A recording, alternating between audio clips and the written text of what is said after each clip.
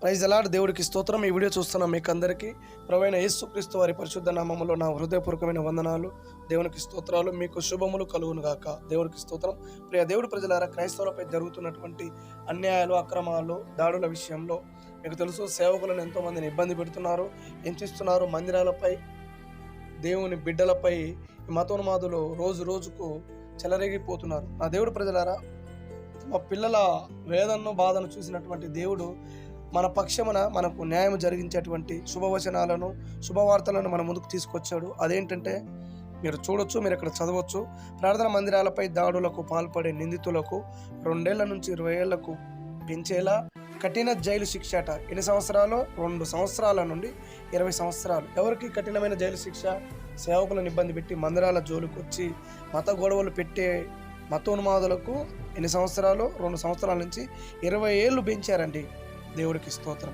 అదే కాదండి, మీరు చదవచ్చు. రాజ్యసభలో బిల్లు ప్రవేశపెట్టినటువంటి ఎంపీ విజయసాయిరెడ్డి గారు ఏమంటున్నారంటే, ఇది న్యూఢిల్లీలో డిసెంబర్ 3న ప్రవేశపెట్టారు ఈ బిల్లును. కానీ ఇది మన అప్డేట్గా ఈరోజే నా దగ్గరకు వచ్చింది.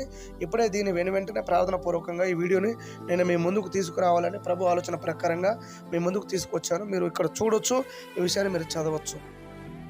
ప్రార్థన మందిరాలు, స్థలాలపై దాడులు చేసి వాటిని అపవిత్రం చేసే నిందితులకు విధించే జైలు శిక్ష, గరిష్ట శిక్షను 2 ఏళ్ల నుంచి 20 ఏళ్లకు పెంచేలా చట్ట సవరణ చేపట్టేందుకు వీలుగా విజయసాయిరెడ్డి గారు శుక్రవారం రాజ్యసభలో ఇండియన్ పీనల్ కోడ్ సవరణ 2021 బిల్లును ప్రవేశపెట్టారు.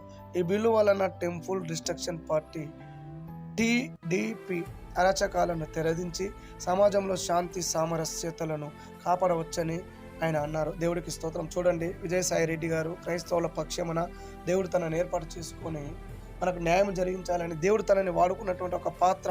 తన కొరకు మీరు ప్రార్థించండి. దేవుడికి స్తోత్రం. అదే కాదు, ఈ వీడియో చూస్తున్న మీరు అనేకులకు షేర్ చేయండి. ఈ వీడియో ఎవరైనా మీరు సబ్స్క్రైబ్ చేసుకునే వారు ఉంటే తప్పకుండా మా ఛానల్ని సబ్స్క్రైబ్ చేయండి, లైక్ చేయండి.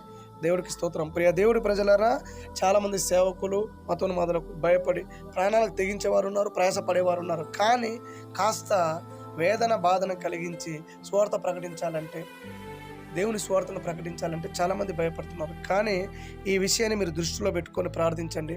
మతోన్మాదుల సంగతి దేవుడు చూసుకుంటాడు. దేవుడి పరిచర్య, దేవుడి స్వార్థ విషయంలో మీరు ముందుకు నడవండి. తప్పకుండా దేవుడి కృప మీకు తోడై ఉంటుంది. దైవజనులుగా మేము కూడా మీ కొరకు ప్రార్థన చేస్తాము. ధైర్యపడకండి, అధైర్యపడకండి. బ్రతుకుట క్రీస్తే, చావైతే లాభము అని నడుము కట్టుకొని, నడుము బిగించుకొని ప్రభు కొరకు ప్రయాసపడండి. దేవుడు మిమ్మల్ని, మీ సంఘాలను, మీ కుటుంబాలను, పరిచర్యలను దీవిస్తాడు. దీవించును గాక. తప్పకుండా లైక్ చేయండి, షేర్ చేయండి, అనేకులకు సబ్స్క్రైబ్